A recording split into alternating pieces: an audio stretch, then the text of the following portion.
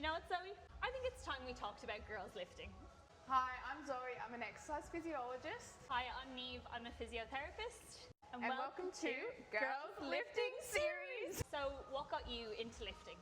Well, I started lifting maybe in 2020, just after COVID. I didn't really know what I was doing, but I just knew that strength training was an important thing. Apart from that, I wasn't really sure. So I did my ACL in 2023. I was pretty deep into lifting by then, but really found the importance through that recovery. I recovered non-surgically from a full rupture, Which is huge. and full healing of my ligament. So it really just showed that exercise was medicine, and Yes. kind of went along with my studies as an EP. So I really found my love for it there. Yeah. And got really strong. So You've just felt good. maintained it since? Yep, maintained it Yes. ever since. Tell us about your kind of story with lifting. So I graduated as a physio, and we had a little bit of kind of strength and conditioning in the course, but nothing major. But my first job was in a gym in Dublin, and that really opened my eyes to strength, and I kind of started to realise how had I been rehabbing people without strengthening in the first place, and how much more of an impact you can have when you use it. I too was part of the ACL gang, so strength training, my route was surgical, but strength training still played a huge part, and still does. Like, I know you know yourself, I say to people, leg day, most important day of the week for us. But yeah, just have felt the benefits ever since. And then I think here at Valitudo, it's what we do every day. Get people strong, and we just see the impact it can have on people's lives. 100%. We kind of talked about why it's important for females to lift. Yeah. What's our kind of thought process behind this series? Started thinking about this series because there's a lot of kind of information going around now about osteoporosis. And often people are hearing this word, they're maybe hearing it in an appointment with their GP, they've been told maybe they have osteoporosis or they have osteopenia, pre-osteoporosis, and we wanted to kind of just use this first episode to break that down, what it actually is. Say you've been told, okay, it's time to start lifting because of osteoporosis, it can be really overwhelming. What's a DEXA, what's a T-score, where do we start? So you've been told you've got osteoporosis by your GP, or you've heard it in the media. What does this mean? It means you've got weaker than normal bones, they're quite fragile, and they're prone to being broken. And you may have also been told you've got osteopenia, which is kind of the form before osteoporosis. It can lead up to that if it's untreated.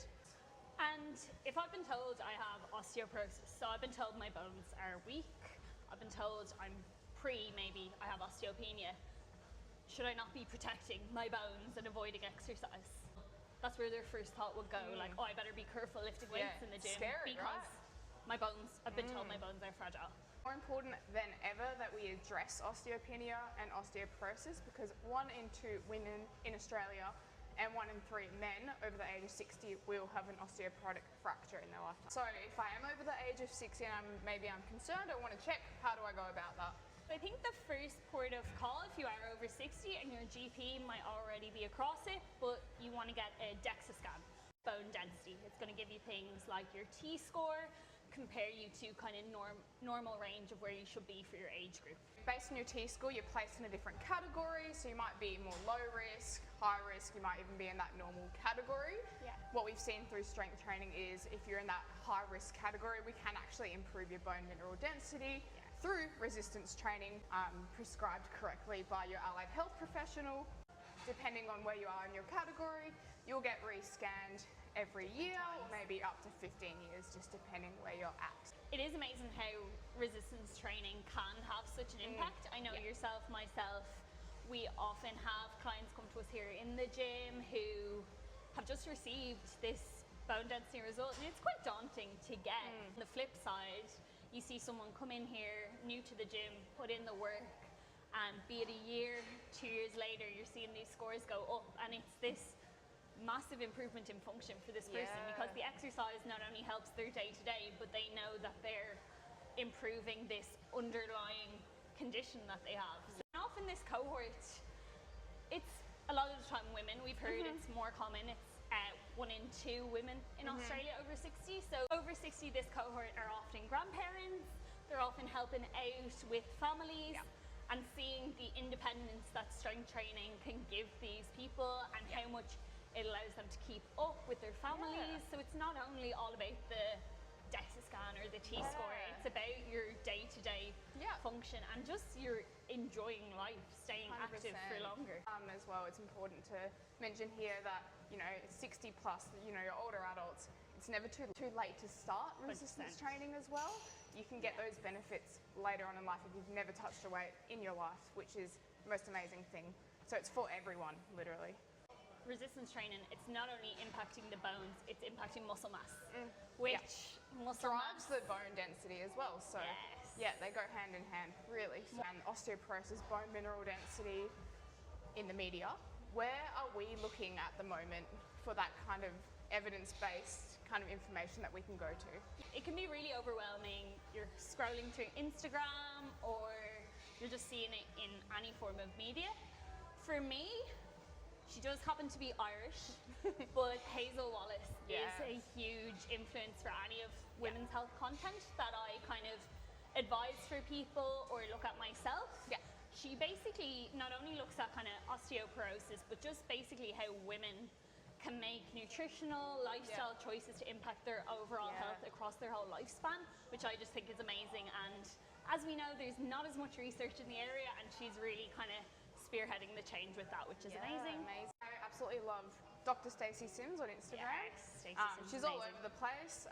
She's got over 1 million followers on Instagram, I believe, but she's an exercise physiologist. She's super big in Australia. She does a lot of nutrition content as well. I believe she's a nutrition scientist. Getting out the word, I guess, with women lifting, supplements, all these buzzwords that you're kind of hearing, and giving you that evidence-based kind of information around it, which is amazing. Women are not small men. Yes. Amazing. Yeah. We love Instagram account that I actually follow is This Woman Lifts, and I think she's just released her first book, and it's called Training for My Old Lady Body, which Amazing. is really what we should all be focusing on, is getting strong, training less for aesthetics. Yes, you get some benefits, but ultimately staying strong through life, staying fracture free. That's what we want. Instagram handle I love, Laylah Lifts.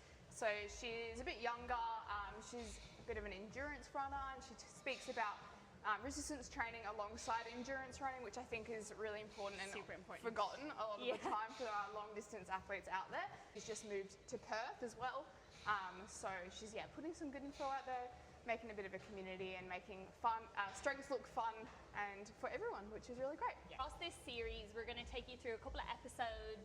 Would start if you were a female walking into the gym for the first time. We're going to guide you through it. And we'll take you through some misconceptions about lifting as a female, special considerations as well. So think your PMOS, your postpartum, that kind of stuff around the gym. All of the things that affect us as women and are important to talk about. We may have some familiar faces from our community, just sharing their reasons why lifting is important to them and the positive impact it's had on their life. So if that sounds interesting to you, stick around for our Girls Lifting series.